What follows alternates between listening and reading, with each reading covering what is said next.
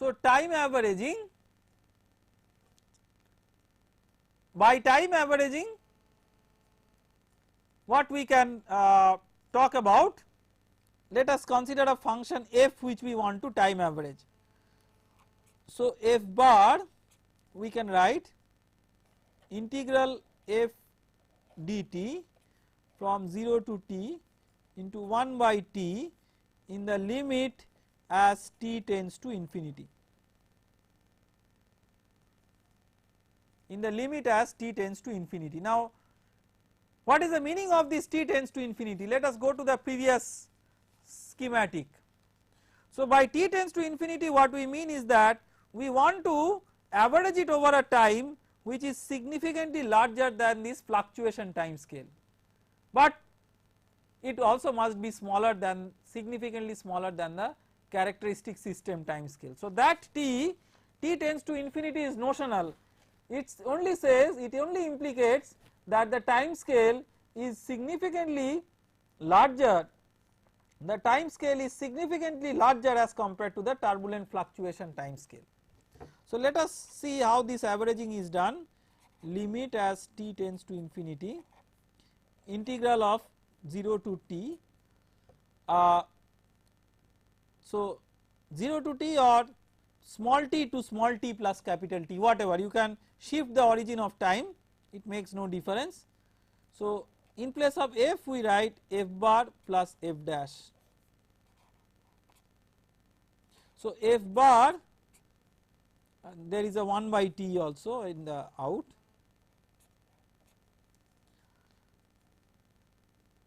So, because f bar is a constant in the integral in the first term, this comes out of the integral. So, it becomes integral of 0 to t dt by t. So, f bar equal to f bar plus average of f dash. So, that means f dash average is 0. So, this is a very important thing, that the average of a fluctuation is 0, but we have to keep in mind that f dash g dash average of that is not 0. So, individual average of f dash is 0, individual average of g dash is 0, but average of the product of f dash and g dash, this bar is to indicate the average. This is time average, but we can discuss about other averages like space average also. So, this is not 0. So, space average, by space average what we mean? By space average what we mean is that instead of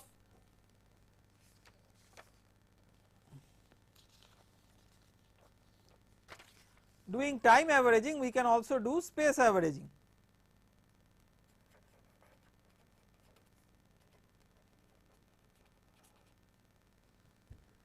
So, space average f bar, so just replace t with x. So, limit as x tends to infinity 1 by x integral f dx from 0 to x,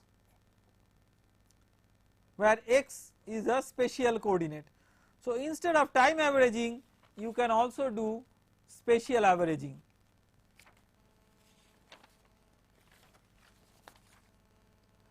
Now, we have discussed about the mean quantities. So, we can also discuss about the RMS, which is also one statistics. So, let us consider RMS of u as an example. So, RMS means root mean square. So, u prime is the fluctuation, square of that, mean of that, then root of that. So, root mean square of the velocity fluctuation, this is the RMS of the velocity fluctuation.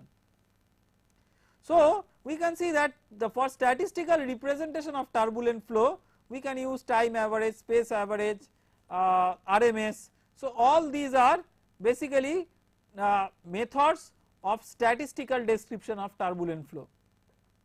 Now, based on this, like we can say that there are certain important definitions.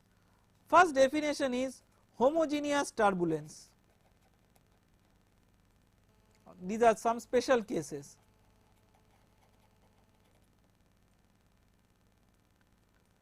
Homogeneous turbulence means the turbulence statistics are independent of position. That means the turbulence statistics are independent of the translation of the coordinate axis.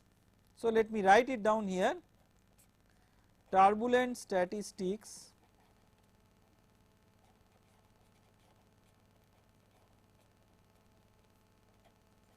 are independent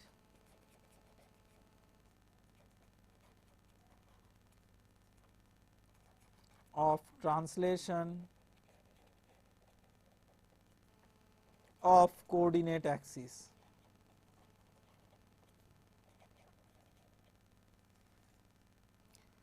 There is a terminology called as isotropic turbulence.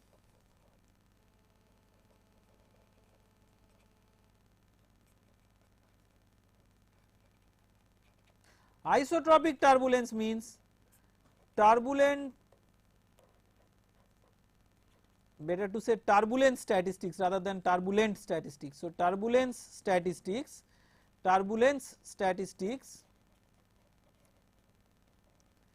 are independent of rotation and reflection of coordinate axis. Rotation plus reflection plus translation of coordinate axis.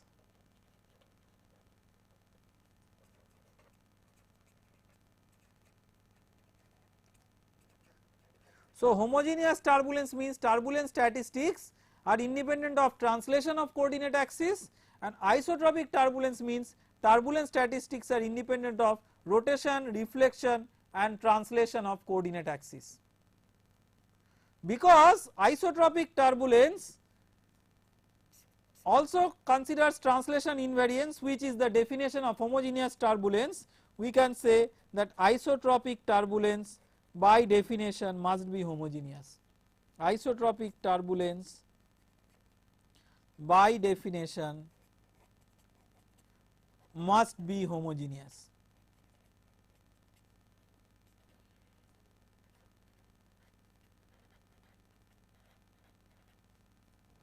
Okay. Now next we consider the averaging process in light of these special types of turbulent flows. So we have discussed about the time average, the space average, we discuss about something called as ensemble average.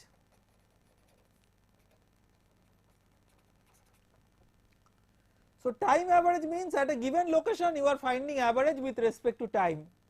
Space average means at a given time you are finding average with respect to position. Ensemble average is average over a large number of repeated experiments.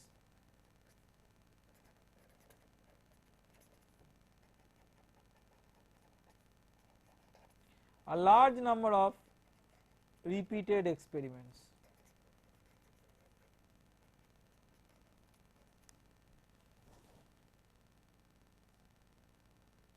So average over a large number of repeated experiments, this is called as ensemble average. Now we can discuss about special cases of stationary turbulence and homogeneous turbulence.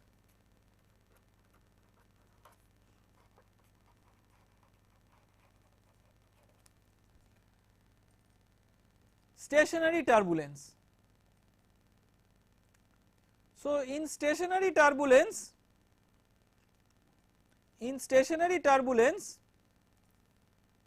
you see that the time average is same as ensemble average.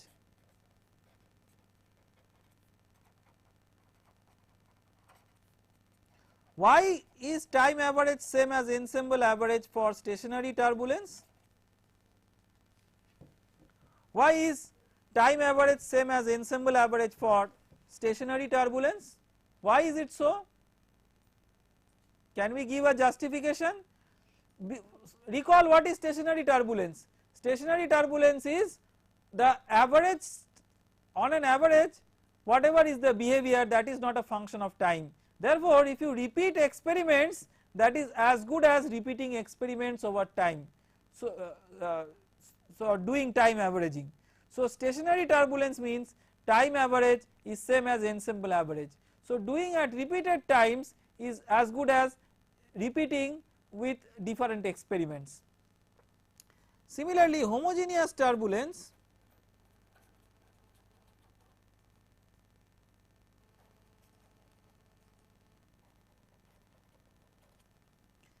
means space average equal to ensemble average.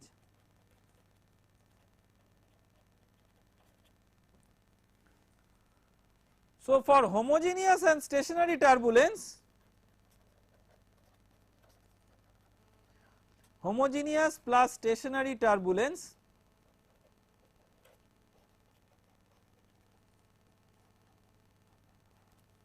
this implies what? Time average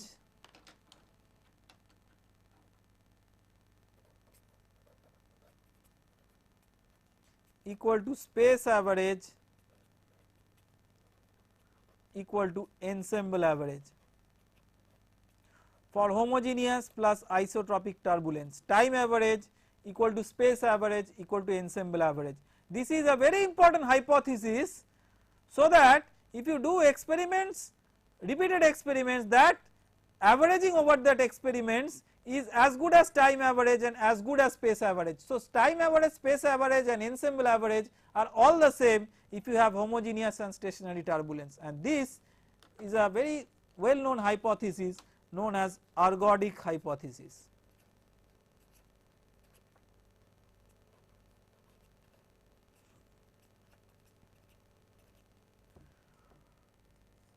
So we have got some little bit idea about how to represent turbulent flows in terms of its statistics. Before moving on to the statistical representation of turbulent flows, let us discuss about one special type of turbulent flow which is very important from practical engineering considerations, that is turbulent flow through pipes or channels. As a practical example,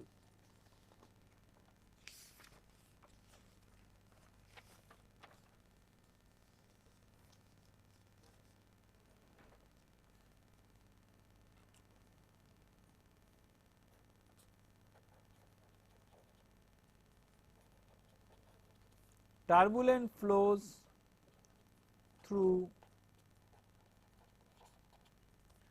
pipes or channels. These are of course wall bounded turbulent flow. Okay. Now if you have a, so we will emphasize more on the near wall characteristics of these flows.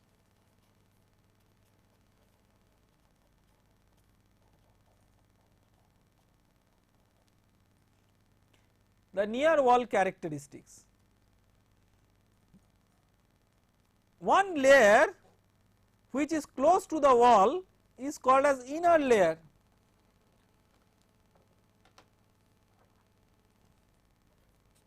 Which is influenced strongly by the wall. So the inner layer is dictated by the law of the wall. What is the law of the wall? That U average is a function of rho, tau wall, nu and y, which is the local normal coordinate.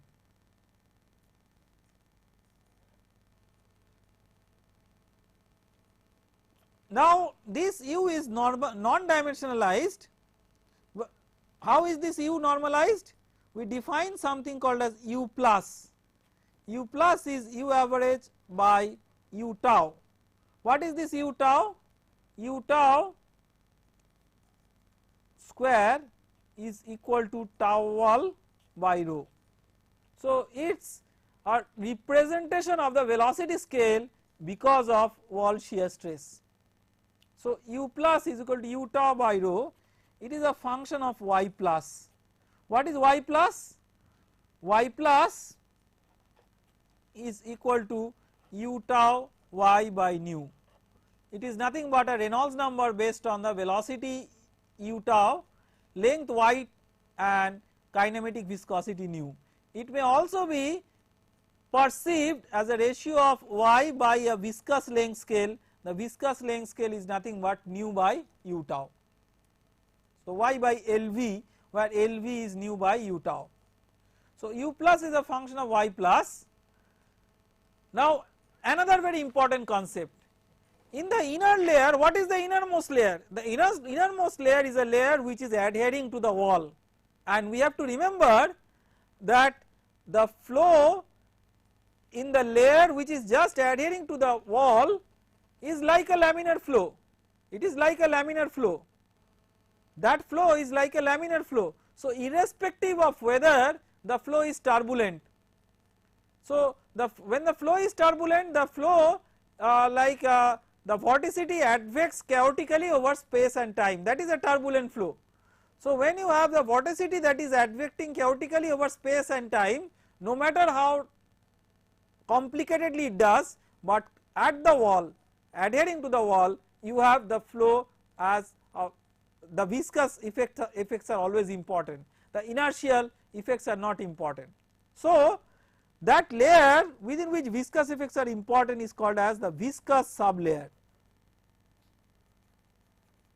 Some books call it laminar sublayer, this terminology is wrong. So, a better terminology is viscous sublayer, a sublayer of the inner layer within which viscous effects are important. So, in the viscous sublayer we can write the viscous, first of all the viscous sublayer is very thin. So, velocity profile in the viscous sublayer can be considered as a linear velocity profile because it is very thin. So, the wall shear stress which is mu du dy will be mu u average by y.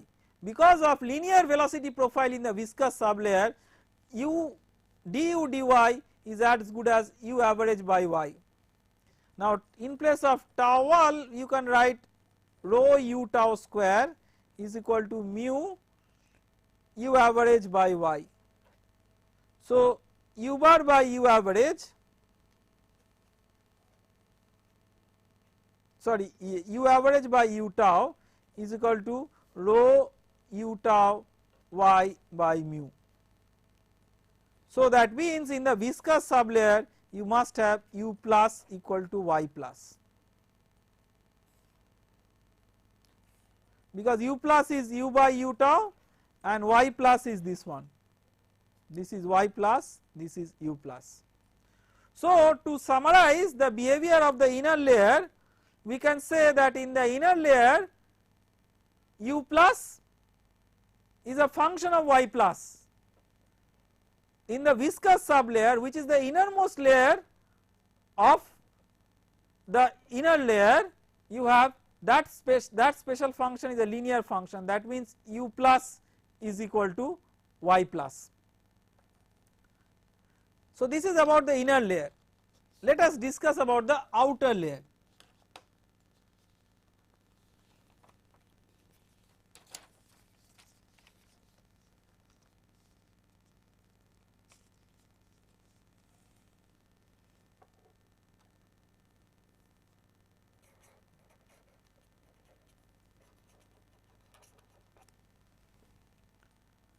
Outer layer.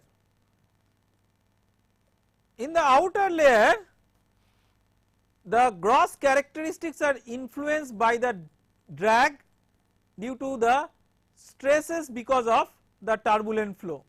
We will discuss that what are the stresses because of the fluctuating components of the turbulent flow, these are called as Reynolds stresses. We will discuss about that in a moment or after some time, but before that we describe a law of the outer layer.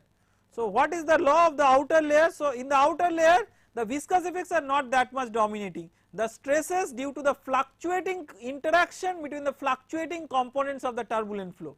The stresses because of interactions between the fluctuating components of the turbulent flow, that is important in the outer layer. So, in the outer layer you have U average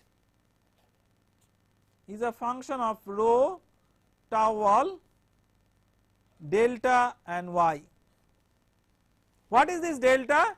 Delta is the characteristic system length scale, maybe the radius of a pipe or the diameter of a pipe. So, that like that to that extent engulfs the outer layer.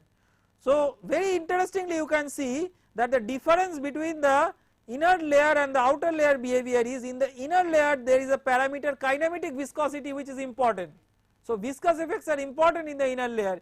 In the outer layer the kinematic viscosity is no more important, but the length scale delta comes into the picture.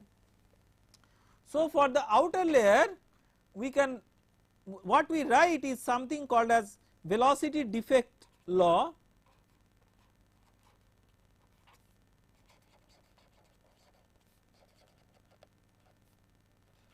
For the outer layer, that is u infinity minus u bar by u tau, that is a function, now we call this function as capital F, y by delta. This y by delta we give a name zeta. Now we have to keep in mind that inner layer and outer layer are not mutually exclusive. So, there is a overlap between the inner layer and the outer layer which is called as the overlap region. Technically the overlap region is y plus tends to infinity and zeta tend to 0. That means you have gone far away from the region in which viscous effects are important, but you are just within the region in which you have the turbulent stresses coming into the picture. So, in over that region you must have a matching of the velocity profiles, average velocity profiles. So, when you have a matching of the average velocity profiles, you can say that their gradients should also match. That means du dy of the inner layer must be same as du dy of the outer layer in the overlap region.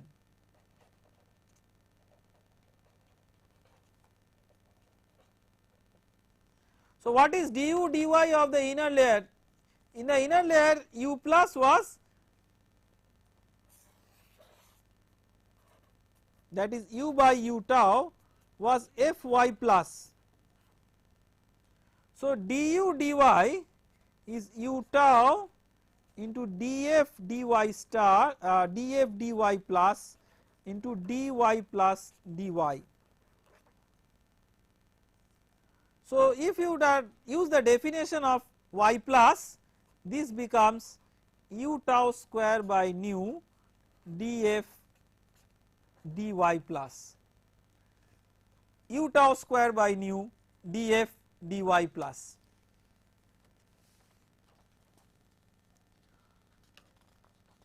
What is du dy of the outer?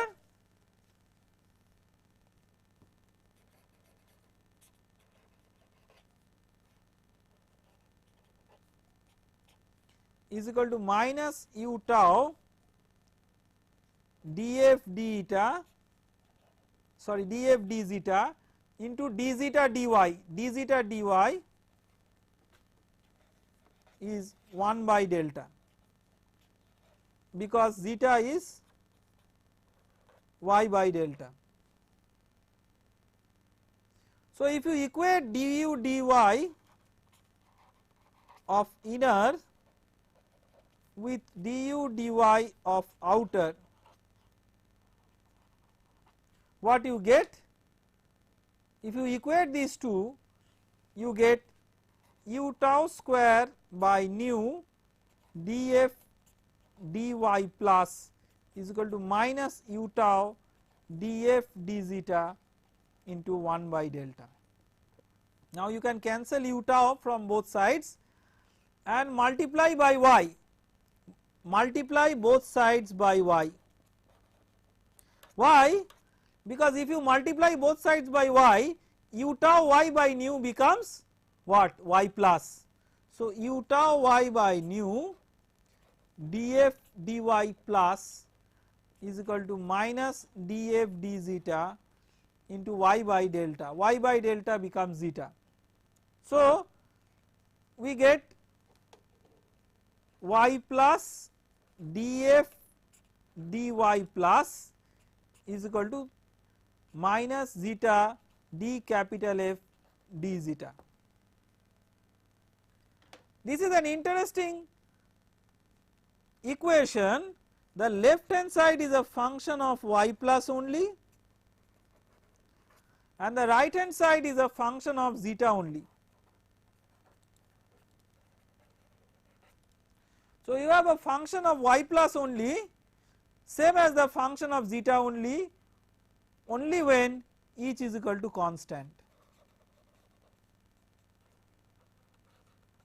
This constant is typically given a name 1 by kappa, where this kappa is called as von Karman constant, von Karman constant.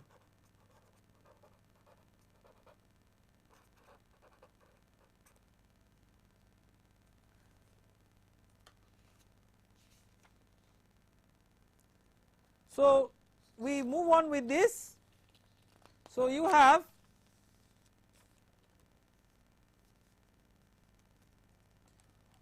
y plus df dy plus is equal to 1 by kappa. So f is equal to 1 by kappa ln y plus b, where f is nothing but u plus. So u plus is equal to 1 by kappa ln y plus b. This is known as log law or logarithmic law.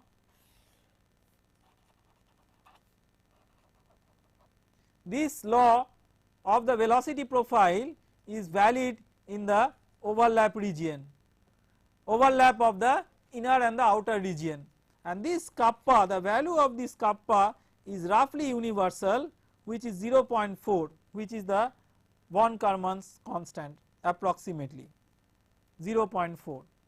So now let us try to make a schematic or sketch of this velocity near wall velocity profile that we talked about.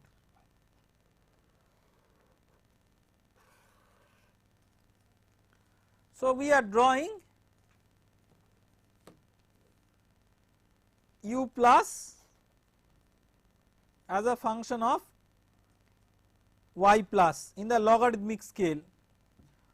So first you have u plus equal to y plus in the innermost layer. So how will u plus equal to y plus look like? It is a straight line, but we are drawing a logarithmic, a log plot. Why log plot? Because a wide range of values of y plus we want to accommodate in this diagram. So y u plus as a function of log y plus.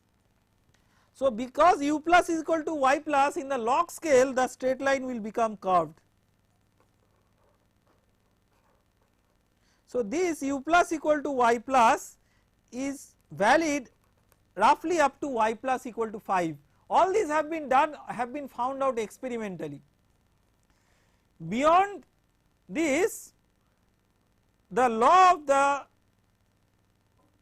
wall tends to influence the behavior before the overlap region till y plus equal to 30. This layer is called as buffer layer, this is called as linear layer, and this is called as buffer layer. In the buffer layer you are having both the viscous effects as well as the turbulent stress. We will define what is turbulent stress, but the effects of turbulent fluctuations and the viscous effects both are equally important. Then if you go to a value of y plus roughly 10 to the power 2, you will see that the log law is more or less very accurately valid, very accurately valid. So this is the, because u plus is equal to 1 by kappa ln y plus plus b. So u plus versus y plus in a u plus versus log y scale, u plus versus ln y plus scale, you will see that it is a straight line. This is not u plus versus y plus straight line, u plus versus log y plus straight line. U plus versus y plus straight line has become curved in the linear region. So this is up to 10 to the power 10 to the power 4, and then there is a significant deviation from experimental data because of wake formation. So you have so let me identify what is the inner layer and what is the outer layer here. So up to this one, this is the inner layer,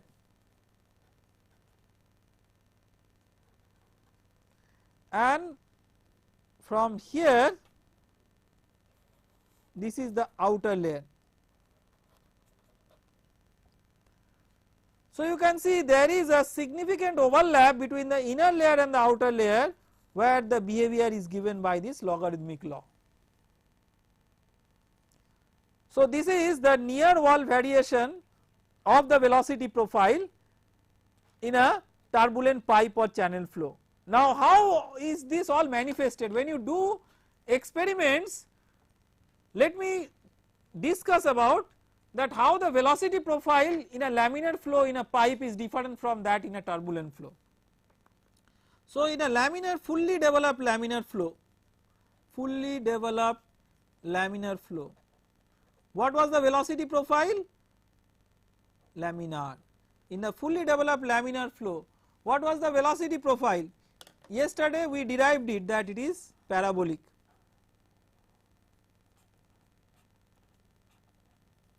Now in a turbulent flow,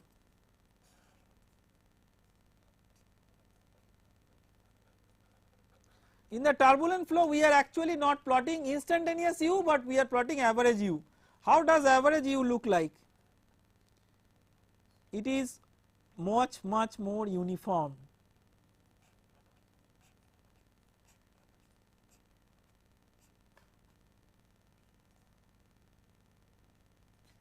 So why is this uniform? Can you tell why the turbulent flow velocity profile on an average is more uniform than that of the laminar flow velocity profile? The reason is that because of excellent diffusion for intermixing of eddies of various length scales, because of interaction of eddies of various length scales, make excellent mixing in a turbulent flow. Because there is excellent mixing in a turbulent flow, the velocity profile tends to get more uniform. That means that the velocity profile, instead of having large gradients as we have in a laminar flow, we have large gradients only close to the wall. Outside the wall or away from the wall, because of excellent mixing, the average velocity profile is more or less uniform.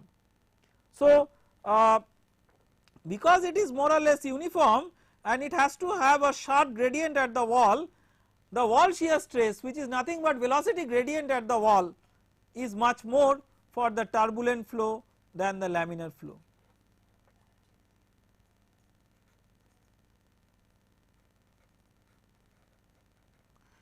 The reason is that because of the sharp gradient of the near wall velocity to match with the outer stream velocity, there is a high gradient of the velocity profile at the wall for turbulent flow, which makes the wall shear stress for the turbulent flow significantly greater than that of a laminar flow having the same flow rate. So we have discussed more or less about the important features of turbulent flow from physical point of view, also from an engineering point of view, but we have one important consideration left, that how to mathematically represent the turbulent flows in terms of mathematical models and how to solve those mathematical models. So what we have decided is that instead of entering into the tutorial session right away, we will now have a tea break, and we will have tea break till 4 p.m. From 4 p.m. we will be discussing about the statistical representation of turbulent flows, and of course in this short course it is not possible to give a detailed accounting, but that is a very important topic. So I will give some time on that, the statistical description of turbulent flow, and then we will take questions. So that will be the agenda of the last session of today. So we take a tea break now and we will come back at 4 p.m. Thank you.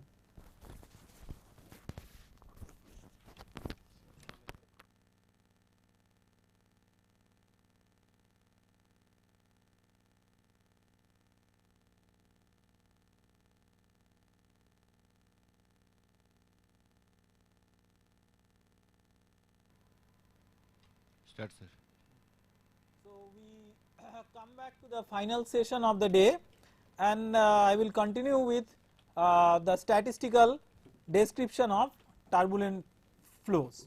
So first and foremost point that we will discuss now is that, is the Navier-Stokes equation valid for turbulent flow?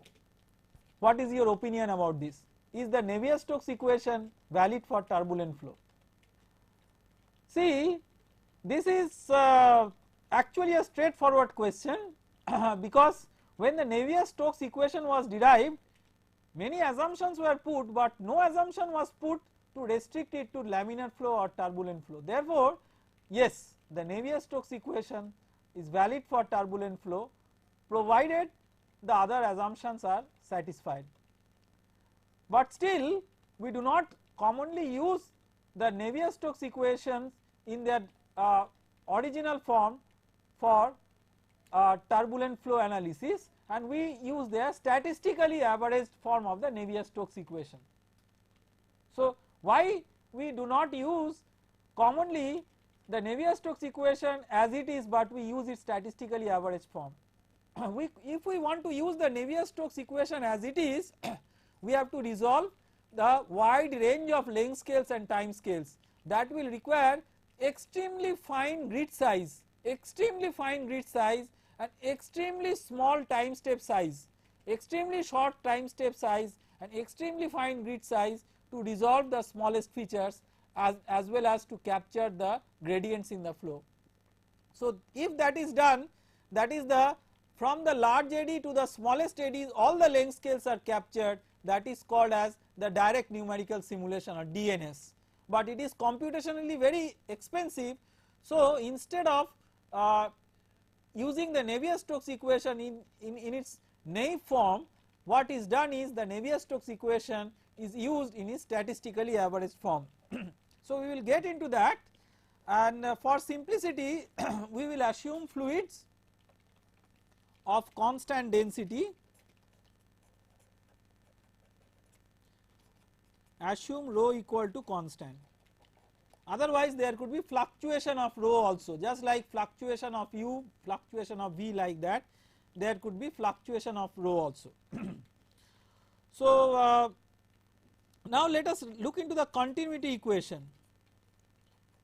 For rho equal to constant, which is the special case of incompressible flow, the continuity equation is del u del x plus del v del y plus del w del z equal to 0.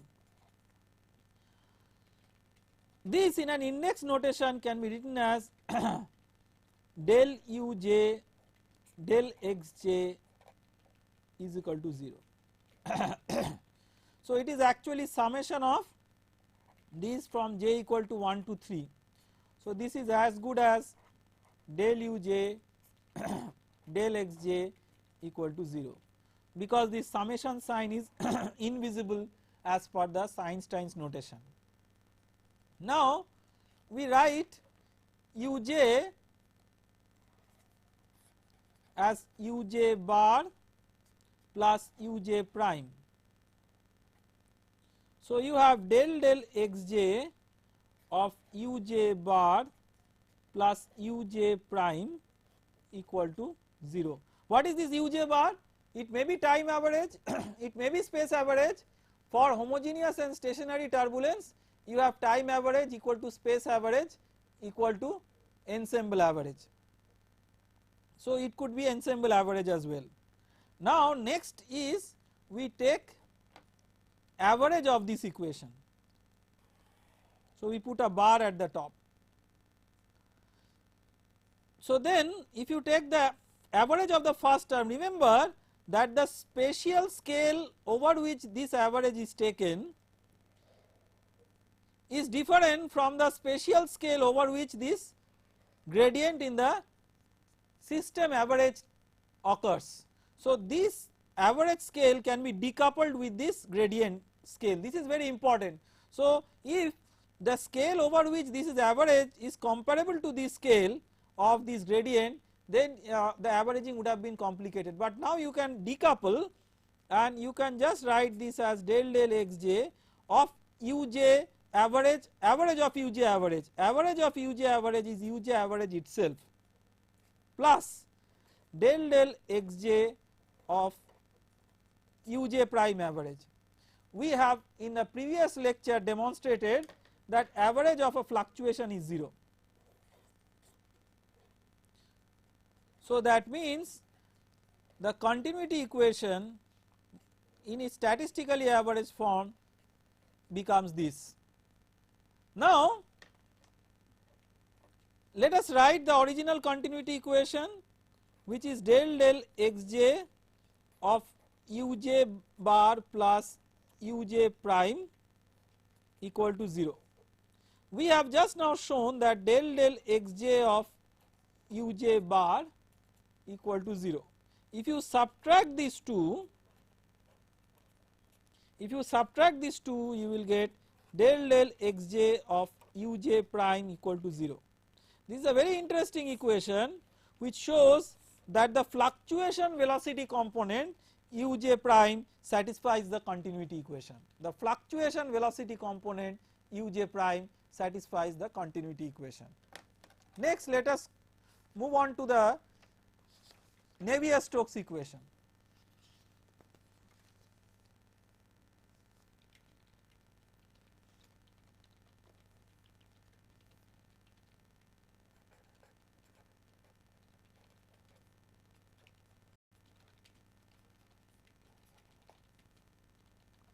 Rho del ui del t plus uj del ui del xj is equal to minus del p del xi plus del del xj of mu del ui del xj. Compressibility effects are not considered, so the additional term due to compressibility effect in the Navier-Stokes equation I am not writing. In addition to that, we are neglecting any body force just for simplicity. Remember also that we are assuming rho equal to constant. Now let us consider the left hand side. So left hand side, rho del ui del t plus uj del ui del xj plus we add this term ui del rho del t plus del del xj of rho uj, this we add. Why can we add this without any problem? Because this is 0 by continuity equation, this is nothing but the continuity equation. Now we can manipulate this equation. How can we manipulate? Let us say we add these two terms, rho del ui del t plus ui del rho del t. So that becomes del del t of rho ui plus rho uj del uy del xj plus ui del del xj of rho uj. So these two terms if we combine together by product rule it becomes del del xj of rho ui uj. So if we write this left hand side of the Navier-Stokes equation in this form, instead of writing this form we write this form, that is called as conservative form, conservative form, because this form directly follows from momentum conservation. If you directly apply the Reynolds transport theorem for momentum conservation, this form follows from the conservation, momentum conservation, but from the differential approach also this term can follow if we just add the continuity equation. Now for constant rho we will write in a new sheet of paper.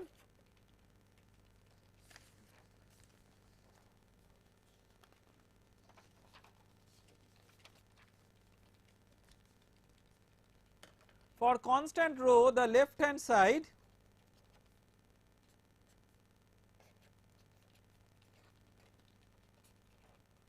plus del del xj of ui uj.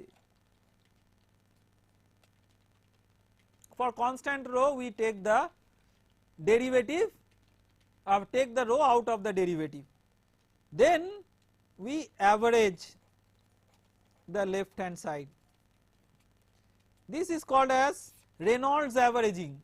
This averaging, that what we are doing, we are averaging the Navier-Stokes equation, this is known as Reynolds averaging, and the resultant equation that we will get is known as Reynolds average Navier-Stokes equation. So let us see what form we get.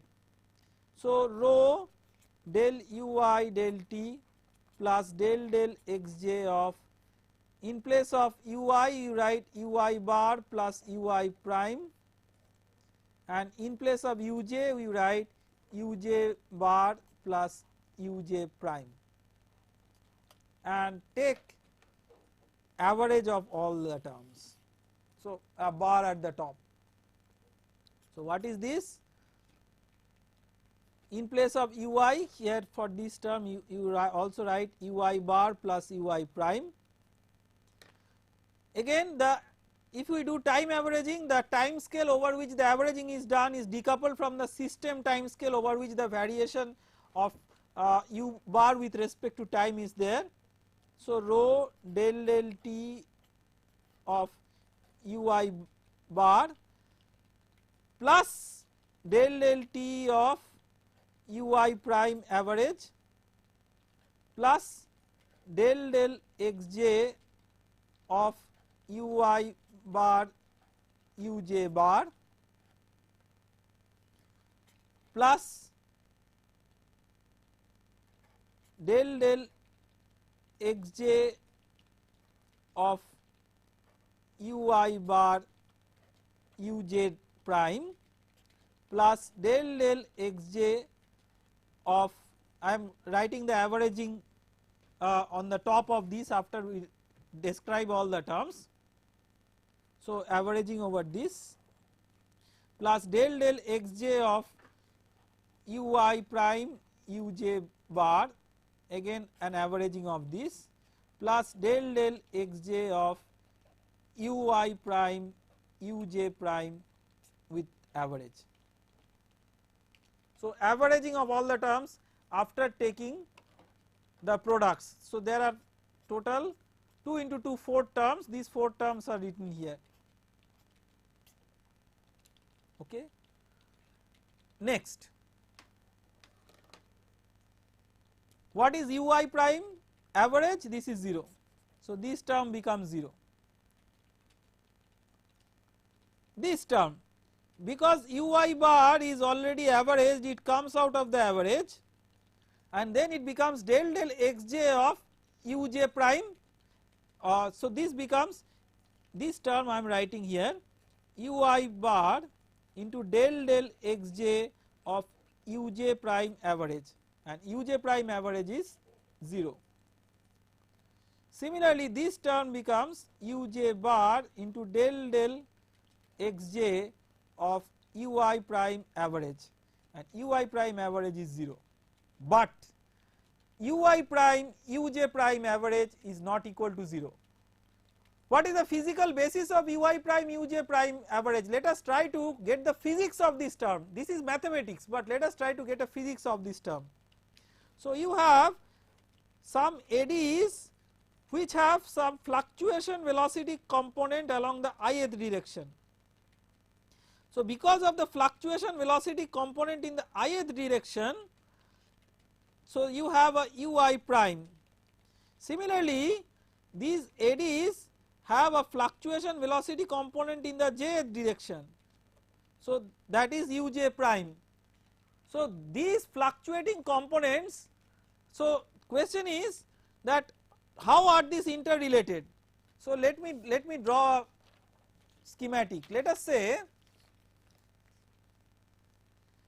that you have two layers, not two layers, I mean two groups of eddies. So this is having a uj prime. Because of this uj prime, it is going in the positive y direction. Let us say it has a positive uj prime, and let us say that you have a velocity gradient in this direction, in this way. So because of this uj prime, it will create a fluctuation of velocity of this in the ith direction, ui prime. So a slower moving layer or a slower moving group of eddy has a fluctuation. Because of that, it is interacting with a faster moving group of eddies and it is trying to slow it down. So if uj prime is positive, ui prime can be negative. So but the interaction between these fluctuating components, you average it, there is no reason for this interaction to be having a 0 effect.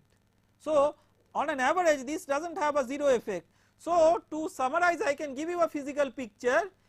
Let us say that you have a slow moving group of eddies, there is a fluctuation of velocity of that in the positive y direction.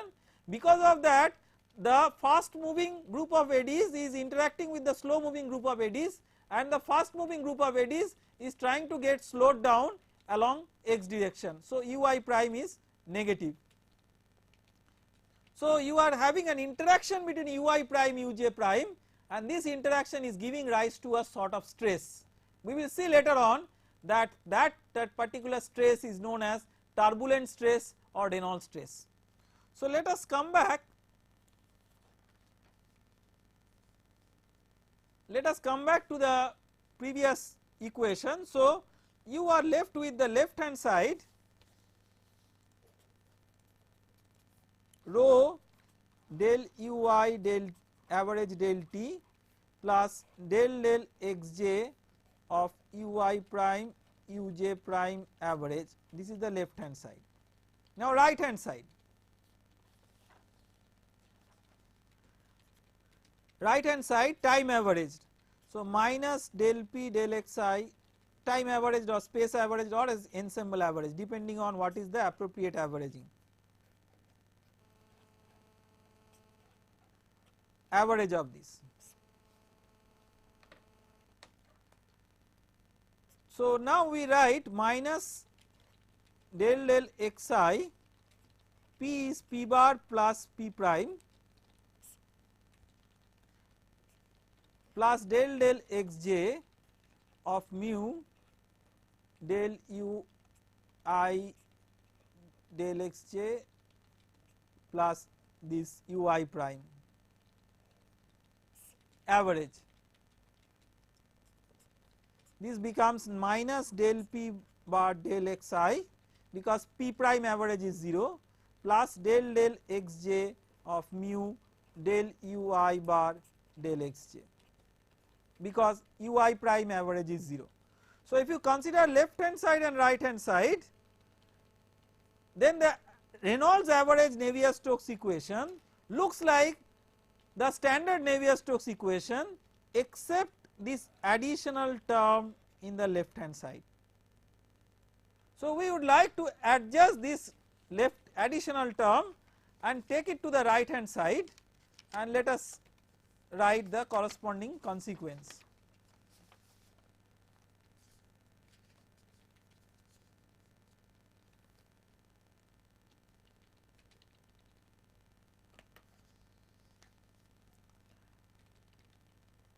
So, you have rho del u I bar del t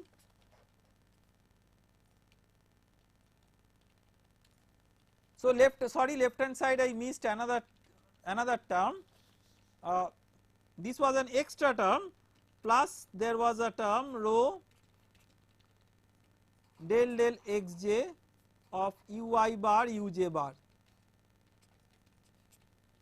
I will show you the corresponding slide which has this term. So, I forgot to write that term in the right hand side. So, let us write that in the right hand side. So, I forgot to write that in the left hand side.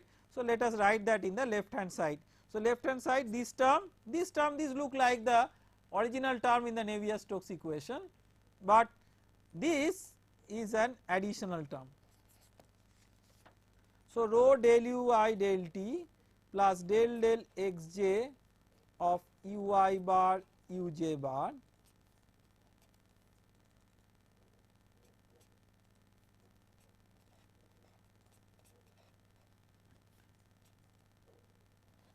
plus del xj of mu del ui bar del xj, then minus del xj of rho ui prime uj prime, this one.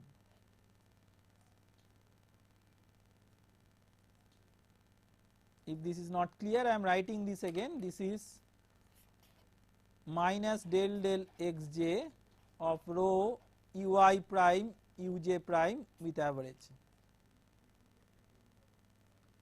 So, you can see that this term is an extra term. So, now let us look into the number of equations and number of unknowns. For constant density flow, how many equations you have? You have the continuity equation and the 3 components of the Reynolds average Navier-Stokes equation. So, you have 4 equations. The Reynolds average Navier-Stokes equation, this is called as RANS, Reynolds average Navier-Stokes equations, RANS. So, you have number of unknowns. How many unknowns you have? You have u1 bar, u2 bar, u3 bar, p bar, and 6 components of minus rho ui bar uj bar. I have already explained the physics of this term. This term is known as turbulent stress or Reynolds stress.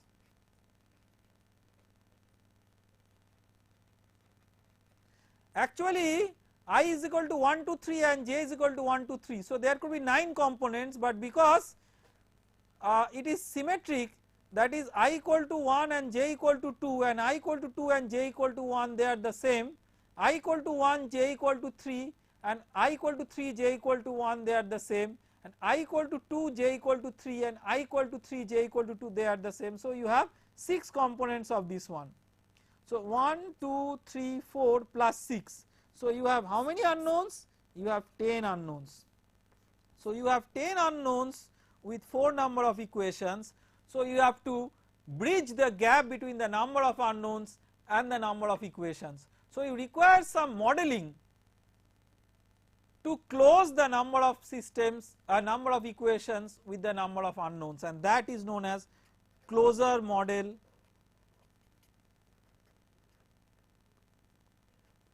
in turbulence modeling.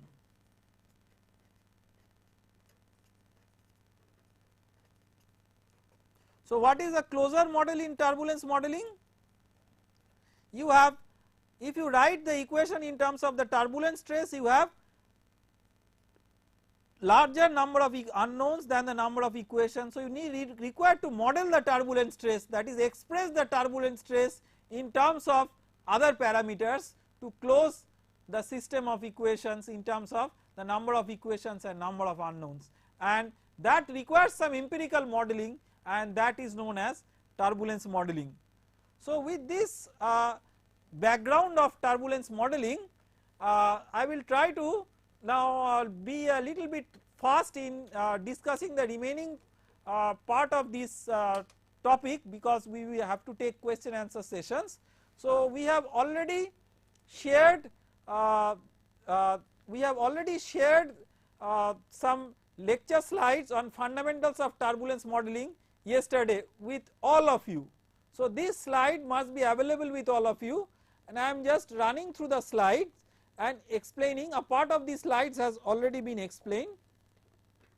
So, the first slide deals with the averaging concepts, and this I have discussed carefully.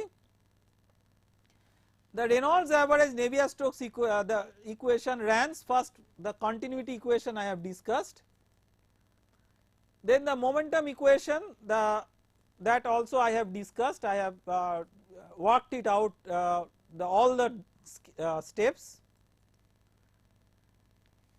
Then the Reynolds stress components minus rho ui prime uj prime bar, so it has 6 components, that also I have demonstrated.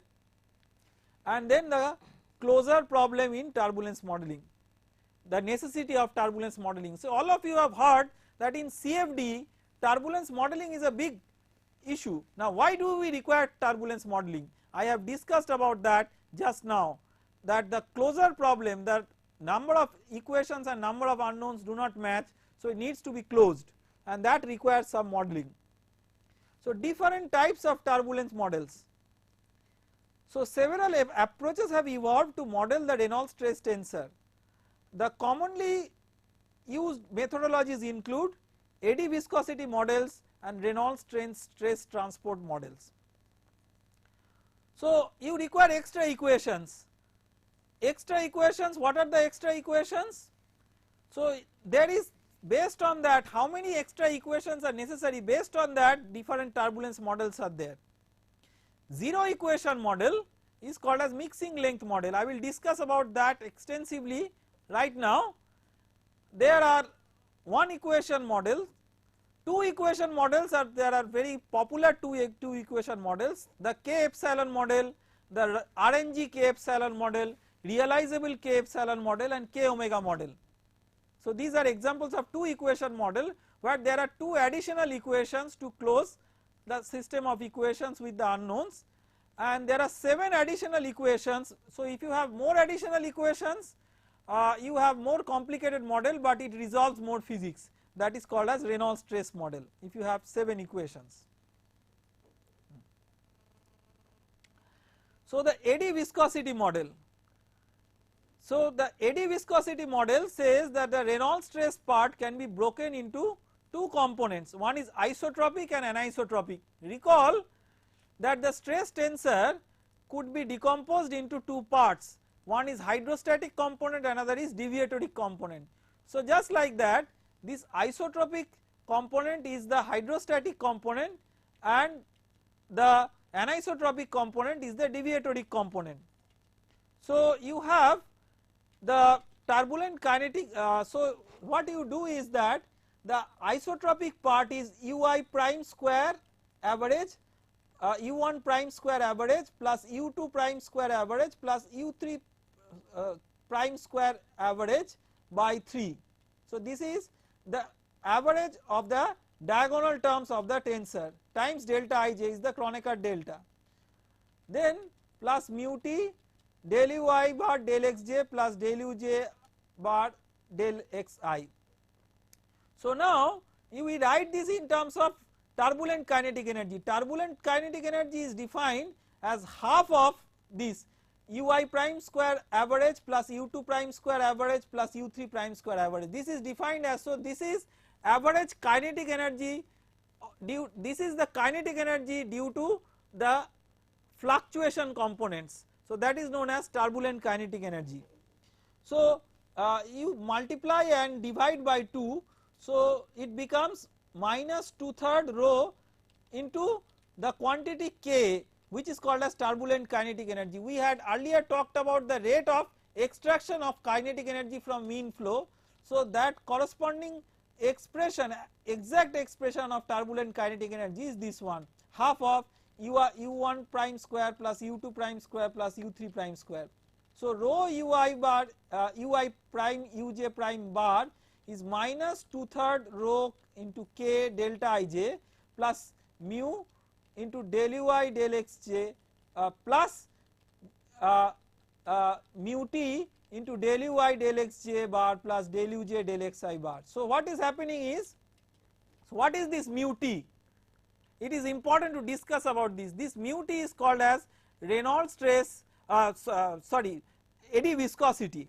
So this term in the Reynolds stress, so is it really a stress? It is actually the transfer of momentum due to fluctuating velocity components, that is realized in the form of a stress. Remember, this rho ui prime uj prime average is nothing but an indicator of exchange of average exchange of momentum because of fluctuating velocity components, and that can be realized in the form of a stress. So the stress has a hydrostatic component or an isotropic component. It is not hydrostatic here, it is just isotropic, and a deviatory component. So this deviatory component is just written like the deviatory component of the normal stress tensor, but instead of mu, which is the viscosity, here it is a pseudo viscosity which has unit of viscosity, but it has nothing to do with actually the viscosity as the property of fluid. So this is also called as turbulent viscosity or eddy viscosity, and that is called as mu t. But what is this? This is an unknown. This is an unknown because you do not actually know what is this mu t. What you know is, now you have the total stress is sum total of the turbulent stress and the stress due to the viscous effect. So mu into del ui bar del xj plus del uj del xi plus mu turbulent into del ui bar del xj plus del uj bar del xi. So mu plus mu t, which becomes mu effective. So how to model this mu effective? So first of all, this minus 2/3 k delta ij, this term is clubbed with minus p delta ij. So it becomes, if you look into here, it becomes minus p effective delta ij, where p effective is p bar plus 2/3 rho k, p bar plus 2/3 rho k, that is minus p effective delta ij plus mu effective into del ui bar del xj plus del uj bar del xi. So the big question remains how to model this how to model this mu t. So one of the models that I will talk about is called the mixing length model. So in the mixing length model, so what we are considering is that this model I have presented just now. So you have u prime as L du bar dy. So du bar dy is the gradient, du bar dy is the gradient, du bar dy is the gradient, du bar dy is the gradient, and then du by dy with multiplied with L becomes u prime. Similarly, now u prime is of the order of v prime. Because u prime is of the order of v prime, you can write minus rho u prime v prime average is rho lm square. This lm is nothing but this L, rho lm square into du bar dy mod of that into du bar dy. So if we write minus rho u prime v prime bar as mu t del u bar del y bar, then this mu t, if you compare this equation with this equation, mu t becomes rho lm square del u bar del y average mod of that. So the nu t, which is mu t by rho, this is the eddy kinematic eddy viscosity. So that is mu t by rho, this becomes Lm square into del u bar del y bar. So if you know the mixing length and if you know the velocity gradient, then that can make you to specify the turbulent viscosity without requiring any additional equation. So this is like a zero equation model. So you do not require any additional equation, you just require this equation. In this equation, if you know what is, if you can specify what is Lm, and this Lm can be specified based on the physics of the problem. For example, if y is the normal distance from the wall, Lm can be taken to be proportional to y as an example. So there are various mixing length models, and if you consider this Lm as a function of the given variables, then mu t is equal to rho Lm square into del u bar del y bar. If we substitute this in the Reynolds average Navier-Stokes equation, then this becomes a closed system of equation. Okay. So the advantage of this model is it is easy to implement, cheap in terms of computing resources, and can give good predictions for simple flows such as jets, mixing layers, wakes and boundary layer flows.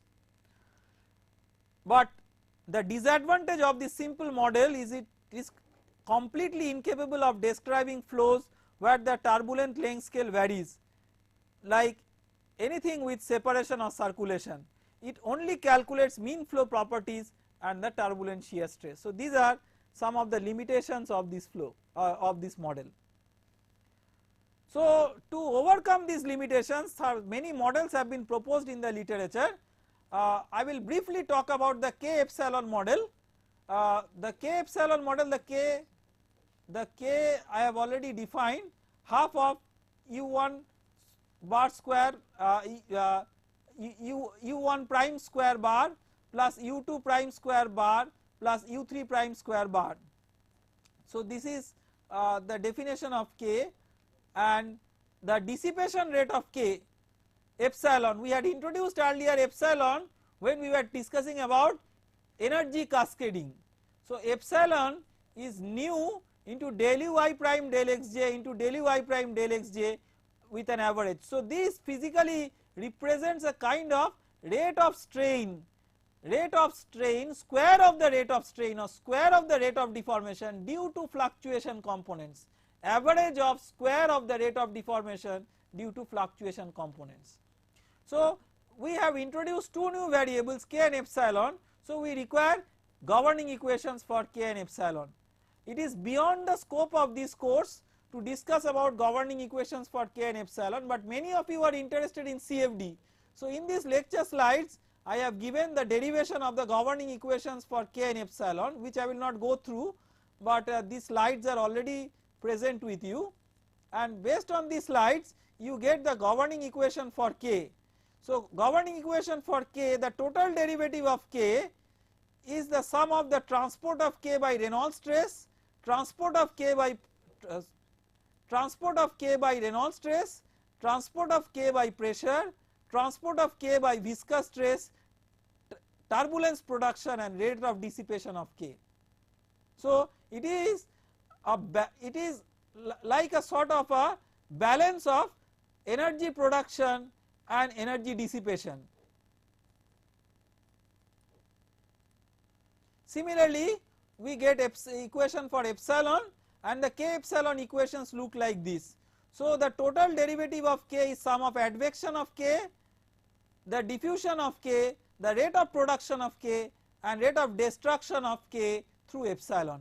Similarly, for epsilon also you have the total derivative is sum of the advective transport, the diffusive transport, the rate of production, and the advective transport, the diffusive transport, the rate of production and rate of destruction.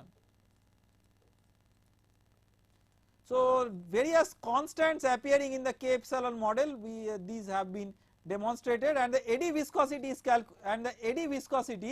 is calculated as mu t is equal to rho c mu into K square by epsilon. So if you solve for equations for K and epsilon, you get K and epsilon, and then you get mu t, which is rho c mu into k square by epsilon, where c mu is a constant, and then based on that you can close the Navier-Stokes system of equations. So this equation along with the equations for k and epsilon give the necessary closure to the Reynolds average Navier-Stokes equation. So advantages and disadvantages of k epsilon model. K epsilon model is relatively simple to implement, leads to stable calculations, and these are widely validated. This is a widely validated model, but disadvantages, it gives poor predictions for swirling and rotating flows, flows with strong separation, certain unconfined flows, fully developed flows in non-circular ducts, etc. And it is valid only for fully developed turbulent flows, and it is of course computationally more expensive than the mixing length model. There are more two equation models like RNG k epsilon model, k omega model. These are several other two equation models, and like these models are discussed in details in the slides, but it is beyond again the scope of this course to talk about these models. So similarly you can have the Reynolds stress model, where the Reynolds stress, there is a governing equation that is derived for the rate of change of Rij, where Rij is minus ui prime uj prime bar. So that is a governing equation, additional governing equations for the components of the Reynolds stress tensor. So that is very complicated, and it is not necessary for a beginner to look into that, but I have given this for the sake of completeness, so that if you are interested about that you can get the necessary material from this slide. Now if you want to go for more advanced models, you can go for LES, large eddy simulation. Now I have already discussed that in a system there can be large eddies.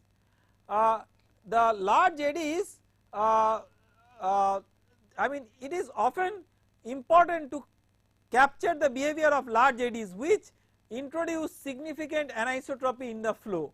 The small eddy behavior is mostly isotropic. So what can be done is that the large eddy behavior is captured and the small eddies are filtered. So as if there is an invisible filter in a mathematical paradigm where it is filtering the small eddies and only capturing the large eddies. So below the filter scale you have the subgrid scale, for which there is a model, isotropic model, that is presented for the small eddies, and the large eddy behavior is explicitly captured. So it is a compromise between not capturing the length scales directly and capturing all the length scales directly. So it is only capturing the large eddies, and the corresponding equations are known as filtered Navier-Stokes equation. But one step forward one can go if one goes for direct numerical simulation or DNS, which is like the ultimate about numerical simulation of turbulent flows, or CFD simulation of turbulent flows, where you capture all the length scales and time scales explicitly. So this requires extensive computational facilities, and those computational facilities are important if you want to have DNS solution for the turbulent flow problems. It is so computationally expensive that till now the DNS has been successfully employed only for simple pipe flows, channel flows, and very simple flows, but not complex industrial flows where the flow domain and the flow geometry and many other conditions are very complicated. And for practical industrial flows, till now the Reynolds average Navier-Stokes equations have been, with the closure turbulence models, have been the standard strategies for solving the problem. So with this I come to the conclusion of this particular talk, this particular lecture on turbulence modeling.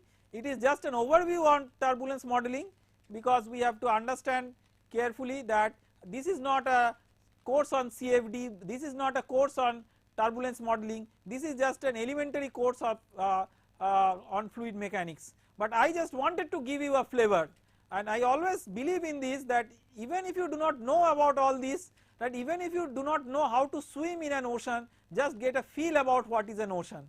So it is not necessary that you know about all these turbulence modeling things as a beginner in this particular course, but you should get a feel of like to what extent one can go to make the turbulence modeling work for practical problems. And still now, despite all these advancements in research and numerical modeling, turbulence as physics is still a mystery and it is yet an unsolved problem. So if you ask me that do you understand what is turbulence, I must confess I really do not understand what is turbulence. The little bit of discussion that I made is based on very preliminary level of understanding that is existing in the basic literature on turbulence flow, turbulent flow, but in reality turbulence is still an unsolved open ended problem in the domain of fluid mechanics. So thank you very much for listening to this discussion, and now we will take up questions on the dynamics of viscous flows. I mean questions related to what the portion that I have taught, and that will be the agenda for the remaining part of this session.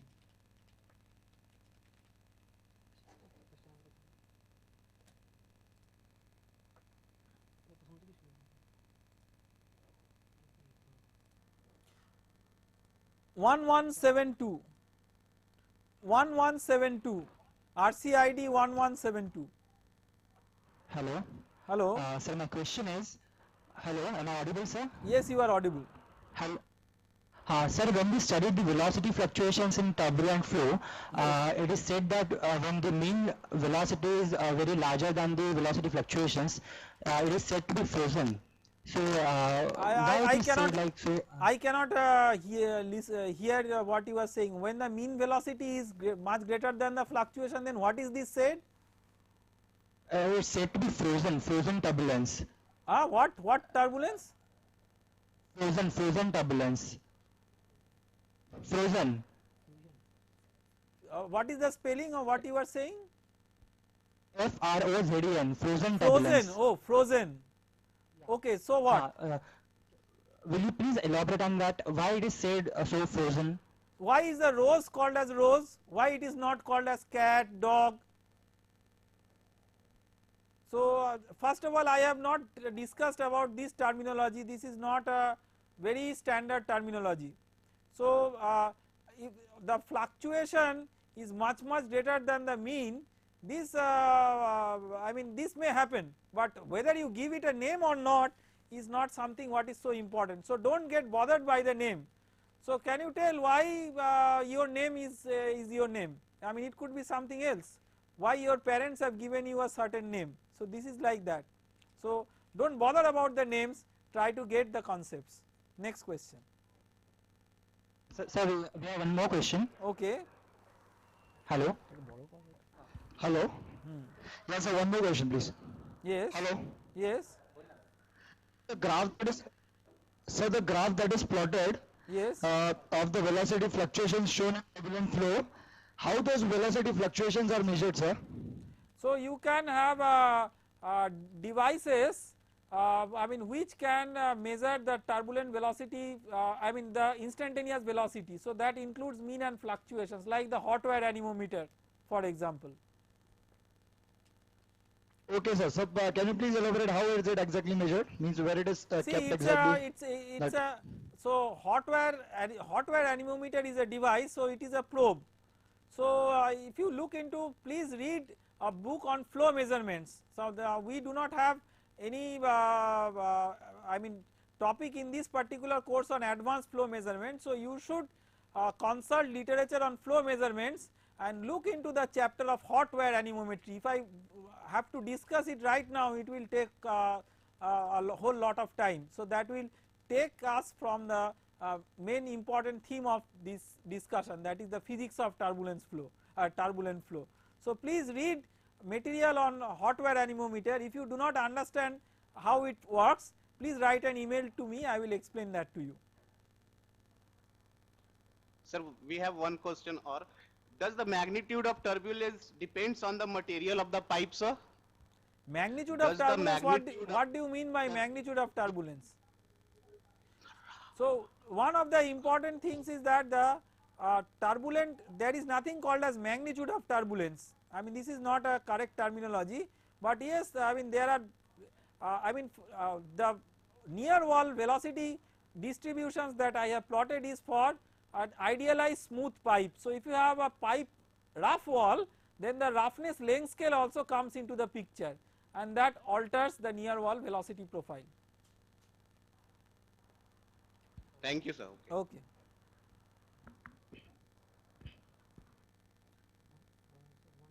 1258. Hello, hello. Yes, 1258. Hello. Yes, Hello. yes. Good afternoon, sir. Good afternoon. My question is, how can we determine the required pipe length for the turbulent flow? Required pipe length Hello? for the turbulent flow, I mean it is, you are Hello? confusing between am I developing audible? and fully developed flow and laminar and Hello? turbulent flow. These are different concepts. Like, I mean for the pipe flow to become turbulent, it depends on whether you are having your Reynolds number greater than the critical Reynolds number and there are disturbances at the inlet in the flow. So if there are disturbances in the inlet of the flow and the disturbances are significant, then beyond the critical Reynolds number, from the inlet itself it will become turbulent. So it will not take any length to become turbulent.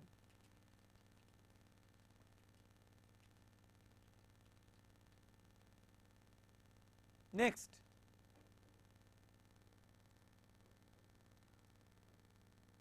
One two zero zero. Good evening, sir. Good evening. Hello. Hello. Good evening, sir. Good evening. We want to understand basic difference between viscous flow and laminar flow. Viscous, see laminar flow, as I told you, I mean both laminar flow and turbulent flow are viscous flow, viscous flows. Viscosity effects are there in both laminar and turbulent flow. Now laminar flow means you have a regular orderly motion of fluid layers. So that has nothing to do with the terminology viscous flow. So when you have laminar flow has viscous effects, but the viscous effects are significantly more predominant as compared to the inertia effects. So because the viscous effects are significantly more important as compared to the inertial effects, the perturbations or disturbances are not amplified and the perturbations die down. So the laminar flows have predominant viscous effects, but in turbulent flows you have combinations of viscous effects and the effects of the Reynolds stress. Thank you, sir. Okay. 1316. Good evening, sir. Good evening. This my question is related with the dimensional analysis. Sorry, I will not respond to any question on dimensional analysis. This was addressed by Professor Shom. This session is not for dimensional analysis. Thank you. Just a minute, please. Again, you have said that below the critical Reynolds number, Yes. the flow always remains laminar. Yes. Below the critical Reynolds number, the flow always remains laminar, Yes. irrespective of the level of disturbance. Yes. So whatever level of disturbance there is in, can we say that this, and if the critical Reynolds, the flow is below the critical Reynolds number, can it be linear? Yes, yes, that is, I mean you are just repeating what I have told and that is correct. So if the Reynolds number is less than the critical Reynolds number, no matter how much disturbance is there in the flow will remain laminar, because the disturbance will be instantaneously dissipated because of viscous effects.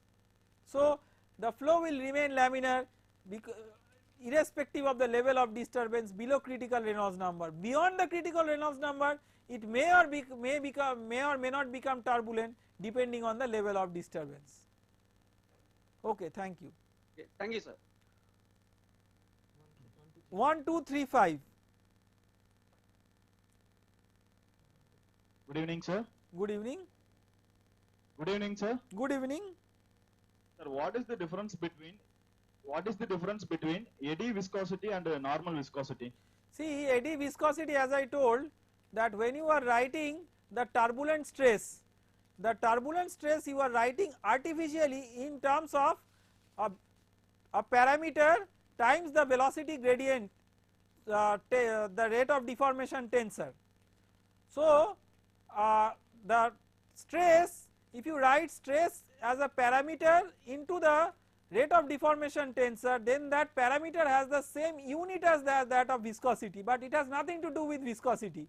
Because it is having the same unit as that of viscosity, it is given a name of turbulent viscosity and eddy viscosity, but it is mainly arising because of the interaction between the fluctuating components of the velocity to mutually orthogonal fluctuating components of the velocity, and in fact two same fluctuating components of the velocity also. So, even u1 prime may interact with u1 prime, and that also gives rise to a turbulent stress. u1 prime may interact with u2 prime, and the average of that interaction can give rise to a turbulent stress, like that. So the eddy viscosity is related to turbulent stress. It has nothing to do with the fluid property viscosity, except that it has the same unit as that of viscosity, whereas the normal viscosity that we talk about, it talks about the viscosity as a fluid property. So eddy viscosity is not a fluid property. Okay. 13009. Good evening, sir. Good evening. Wake formation you have mentioned. What is the effect of wake formation on the turbulent flow? See, I mean, it is very difficult to theoretically predict what happens in the wake formation. So, in the wake, if you have like if you recall the graph that I presented, in the wake there is a discrepancy between lot of experimental observations, and there is no simple theory that predicts the wake formation. So, it is theoretically not yet that much well resolved, unlike the flow in the inner layer and in the logarithmic layer. Another question is that in orifice meter, the discharge coefficient decreases due to the wake formation. What is the actually what is happening? What is any losses that are taking place during the flow? See, of in any flow measuring device, there are local vortices which are formed, local eddies that are formed in the sudden expansion region. So, when the local eddies are formed, what is happening? These eddies are consuming energy for sustaining their rotation. So, they are extracting energy from the mean flow, and that creates a loss. So, physically, a very simple physics is that because the eddies have to sustain their rotation, they have to extract the kinetic energy from the flow. So, that makes the energy loss from the flow. Okay. 1026. Good evening, sir. Good evening. So, what are the practical applications of Navier-Stokes equation? And one more question, what are the relative merits of Buckingham's pi theorem over the Rayleigh's equation? Okay, I will give you answer to the first question. I mean, for solving any viscous flow problem, you within the assumptions that are valid for the Navier-Stokes equation, that is Newtonian fluid, Stokesian fluid, homogeneous isotropic fluid, you have to solve the Navier-Stokes equation, and the practical applications are, can you give me an answer, what is the practical application of fluid mechanics? Please give me the answer. So, just like if you, yeah, so give me some practical applications like pipe flow as an example. Pipe flow is a practical application. To solve the total, to solve the flow through the pipe, to know the details of flow through the pipes, channels and various engineering devices, you need to solve the Navier-Stokes equation, and of course for a Newtonian fluid, and if you solve this computationally, that is called as CFD or computational fluid dynamics. So, Navier-Stokes equations are omnipresent for solving almost all practical problems which deal with Newtonian and Stokesian fluid, and most of the fluids in reality, not most, I should not say most, but many of the common fluids like air, water, these are Newtonian fluids and Stokesian fluids. 1178. Hello sir, am I audible? Yes, you are audible. My question is, in turbulent region, as a Reynolds number increases, is there any proportional change in velocity profile? See, the velocity profile that we have considered, these are all non-dimensionalized. So when you non-dimensionalize these, this is sort of a signature of the velocity profile in the turbulent region. Just like that, the average uniform, almost uniform velocity profile in the turbulent flow region. Now that profile will not change. Can you say why that profile will not change? That profile will not change because for the same flow rate, it will have the same maximum velocity, same average velocity like that. But if the flow rate is changed, the value of the maximum velocity and the average velocity will change, but the shape of the profile will not change. So we have normalized the velocity profile. So the near wall velocity profile, for example, that we have discussed, that is the shape of the profile. The shape of the profile will not change, but the numerical values of course will change. If the Reynolds number changes, the average velocity will change, and then the numerical values will change, but the shape of the profile that will remain the same. 1059.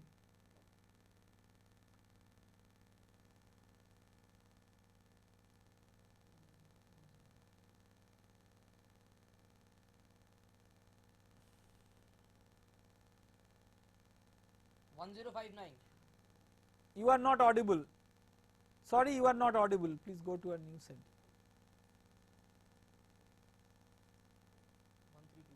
1328.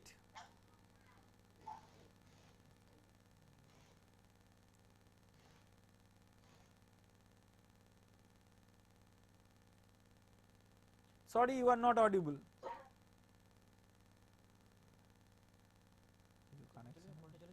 Yes, next one.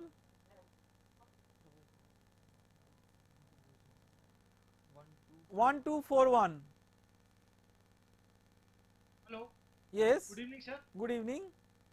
Sir, my question is, what are the different parameters affecting on transition point when the turbulent flow converted to a laminar flow in curved path? Turbulent flow to laminar flow is a very complicated and dangerous example, that is called as relaminarization. So I mean, laminar to turbulent is what transition is what we have discussed. It is also possible for turbulent flow to get relaminarized, but that is a very complicated issue that I do not want to bring in this particular course. But the transition from laminar to turbulent flow depends on many things. One of the critical things is that what is the extent of disturbance in the flow in terms of perturbations in the inlet velocity profile, perturbations in the solid boundary, and so on. Okay, next question.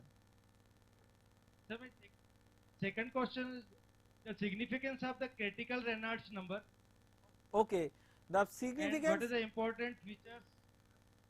The physical significance of critical Reynolds number is that below this Reynolds number the flow will always remain laminar irrespective of the level of disturbance. I have written this in my lecture, during my lecture I have written this in words. This question was asked once, I have answered it again, and I am answering that again now. 1 2 2 3. Hello. Hello. Hello. Hello. Why are you? Hello. Yes. What is this law of wall, sir? What is? Law of wall.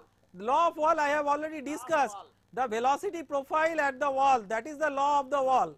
So near wall velocity profile, that what I have discussed, that is the law of the wall. I have discussed it in details during my lecture. Next.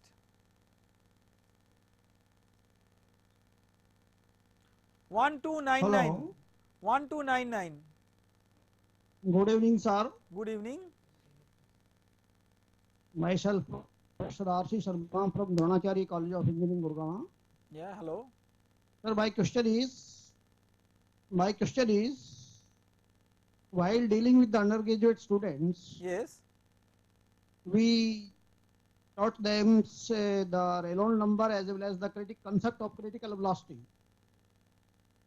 And in normal term, we define that if the velocity of flow is less than critical velocity, then the flow remains streamline. And when the velocity of flow becomes greater than critical velocity, the flow becomes turbulent. yes, Now, when we talk in terms of Reynolds number, yes, then we will say if the value of the Reynolds number is less than 2000, the flow is streamline. And when the velocity, the Reynolds number becomes greater than 3000, then the flow becomes turbulent. And between 2000 and 3000, the flow remain unsteady. Now they could not understand how this happens. The critical velocity of the flow is a constant quantity. If they see the right side of the equations, no, this they can concept, put the value of this concept is wrong. So this concept is wrong. So what is the let me explain it. This concept is wrong. The critical velocity is not a constant. The critical velocity is a constant only for a fluid of a only for a given density, viscosity and diameter of the pipe. So if you vary the diameter of the pipe, you are right. If you change the viscosity, if you change the density, then of course the critical Reynolds number will give you a critical velocity. So that is all right. What is the problem with that? Sir, question is not complete, sir. Okay. Let me complete the question first. Okay. So now I want to know that what is the easiest way to explain this phenomena? In terms of Reynolds number, we will say between 2000 and 3000 flow remain unstable. See, neither streamline nor turbulent. It has nothing to do with all those statements that you have considered. It has nothing to do with all these statements. The explanation is very simple. You are dealing with the ratio of inertia force and viscous force. So beyond the critical limit, whatever may be the disturbance, the viscous force is strong enough. Below a critical Reynolds number, whatever may be the disturbance, the viscous force is strong enough to dampen it. But beyond that critical limit, if you have significant disturbance, viscous force is not good enough to dampen it out because inertia forces dominate. So that is the simple way of explaining. Yes, sir, I want to know what is the meaning of this 2000, between what happens between What is the meaning of 2000? I cannot say. I mean, what is the meaning of 2000? What is this question? I mean, meaning of 2000, what is the meaning of 1, what is the meaning of 10, what is the meaning of 100, so what is the meaning of 2000? 2000 is not a magic number.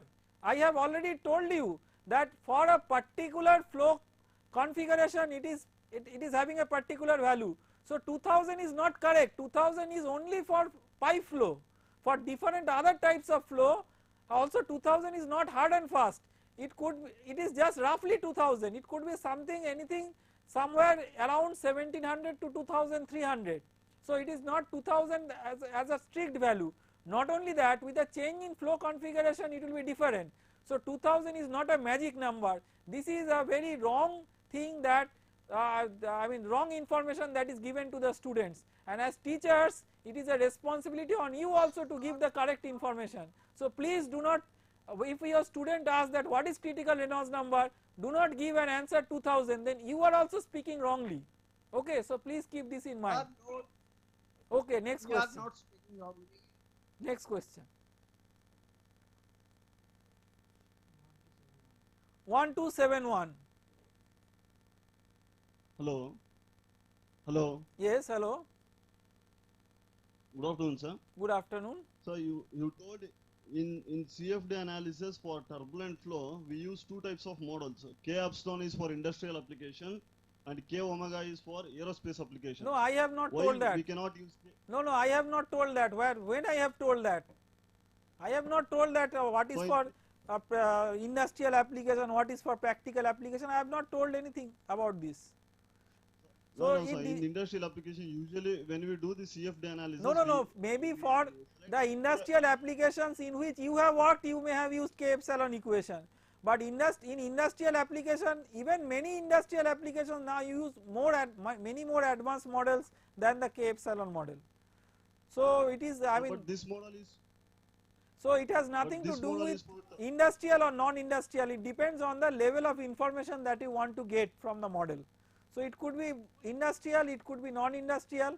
So which model will you use, it does not depend on whether it is an industrial problem or a research problem, it depends on what is the depth of information or level of information that you want to get from the model. Okay, thank you. Next question. 1192. Hello. Hello. Hello. Hello. Actually, I am trying to simulate free jet flow and wall jet flow. Yes. I have used two models. One is K epsilon and RSM model. But many times, most of the times, K epsilon model works better than RSM. But if you go by theory, if you go by technology, actually RSA model is much superior compared to K epsilon model. But how come most of the time K epsilon model only works better than the No, how do you know RSA K epsilon model has worked better? Have you compared your model predictions with experiments? Have you? Yes sir, yes sir. Which I mean, how controlled are those experiments? I mean, where from you have got those experimental data? Is this benchmark experimental data? Where from have you got the data? Benchmark is done by N. Rajaratnam, the Turbulent Flows book. There is a book, sir. In that, all the any book will not give you benchmark data. Benchmark data is based on benchmark experiments which have been done by famous scientists or technologies. So just any book which calls some data as benchmark data, that is not benchmark data.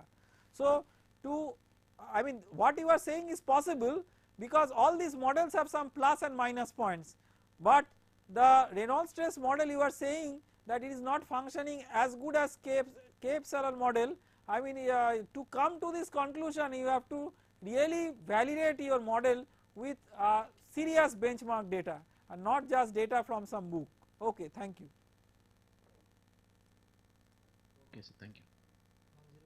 1089.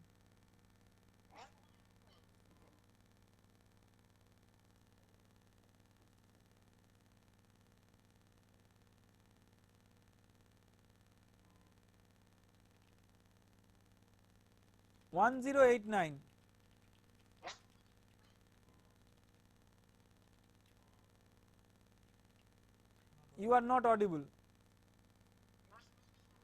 1334. 1334. Hello. Hello. So I have a small confusion. Like while discussing isotropic turbulence, you mentioned that if the turbulence is isotropic, it has to be homogeneous. Yes. But is it not possible that we can have isotropic turbulence, but it is not homogeneous? No, no. Isotropic turbulence is, it means that the turbulence statistics are invariant to rotation and reflection and also translation of the coordinate axis. And homogeneous turbulence means it is independent but of it the. may be possible that we have the system is invariant under rotation but not under translation. No, no, no. The definition is such. It is the definition that in isotropic turbulence it must be invariant to rotation, reflection as well as translation. So when you are mentioning translation, it means that you are also talking about homogeneous turbulence. So that means in fluid dynamics the word isotropy is having slightly different meaning compared to others. Yeah, I mean isotropic and homogeneous turbulence, it has a little bit different nomenclature as compared to the standard meaning of the isotropy and homogeneity. Okay, thank you, sir. Okay. 1171. Hello. Hello. Yes, hello. Good evening, sir. Good evening. Solving any fluid flow problem when turbulent flow is there, so we use a K epsilon model and sometimes we use a K omega model. So where we use a K epsilon and where we use a K omega model? See, K epsilon model, I mean there are certain deficiencies of the K epsilon model which I have listed in the PowerPoint slides that I have shared with all of you. Please go through that list. So one of the important limitations is that, for example, K epsilon model may not give good results for highly recirculating flows. So there are several such shortcomings, and you have to see that if you have a shortcoming, if that shortcoming is serious for your problem, then you have to go for other alternative models. Okay, thank you. Okay, thank you.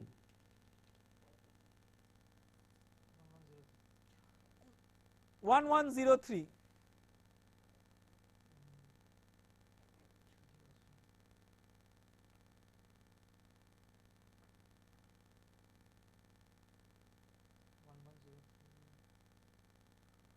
One two five two. 1252. Yes. Hello. Hello. Good evening, sir. Good evening. Hello. Good evening, sir. Good evening. Hello. Yes, you are audible. Hello, sir. Is LES model? Yes. Hello. Yes, sir. Yes. Is LES model useful to solve MHD free convection flow past a surface with viscous dissipation? Yes, it can be used. I mean to be brief, it can be used. Okay, thank you. Next question. 1117. 1117. Good evening, Solan Technology, sir. Yes, good evening. Sudhanshu Dubey from Vaishnav Institute, Indore. Yes. My question is on velocity defect law. Yes. Why it is known as velocity defect law? So is it applicable for outer layer only? It is. Or it is applicable for all layers? No, it is in the applicable overlapped only region? for the outer layer. So it is that because of turbulent stresses there is a drag force, and because of that drag there is a difference between u infinity and u bar, and that is why it is called as the defect law. Okay, next question. 1059. Hello, good evening, sir. Good evening. Sir, we are having the different turbulent models like this Ran's model, then K epsilon model. But Yes. sir, which model should be identified to represent the turbulent flow correctly for particular See, none of situation? these models are correct. All these are approximate, and if you want to get a real picture of turbulent flow, you should go for direct numerical simulation or DNS, because DNS is computationally very expensive, and most of the labs do not have that kind of rich computational resource. So it is compromised with the use of I mean the turbulence models, the standard turbulence models, which have their own shortcomings. Okay, thank you. Okay, sir, can I have one more question on boundary layer? Please address the question on boundary layer to Professor Ghosh Maulik, and when he will come back for his next lecture. Okay, okay, thank you, sir. 1089.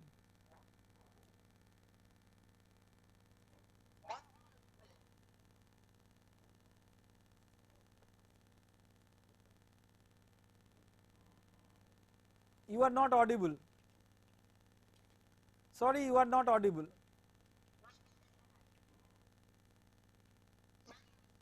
Sorry, you are not audible.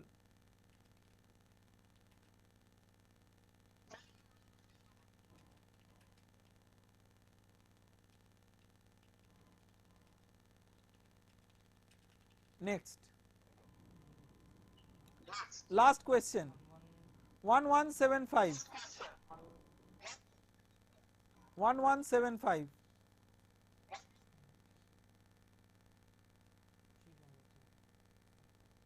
Sir, hello, good Yes, afternoon, sir. Good afternoon.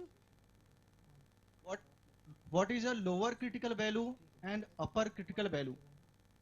See, I mean, usually you do not talk about lower critical and upper critical Reynolds number, you talk about some average critical Reynolds number.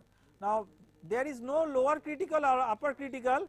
Below the critical Reynolds number, I am again repeating, below the critical Reynolds number, flow will always remain laminar irrespective of the level of disturbance. Above the critical Reynolds number, you have the transition to turbulent flow. Now, this transition does not take place instantaneously, it takes place over a regime. So, you have to remember that transition is still not a fully solved problem. So, even like turbulent flow is also not a fully solved problem. The transition is even a more difficult problem, because it is still not well understood that how a laminar flow transits to a turbulent flow. So, it is still an open question in the research community. Okay. So Sir, thank okay. you, thank you very much.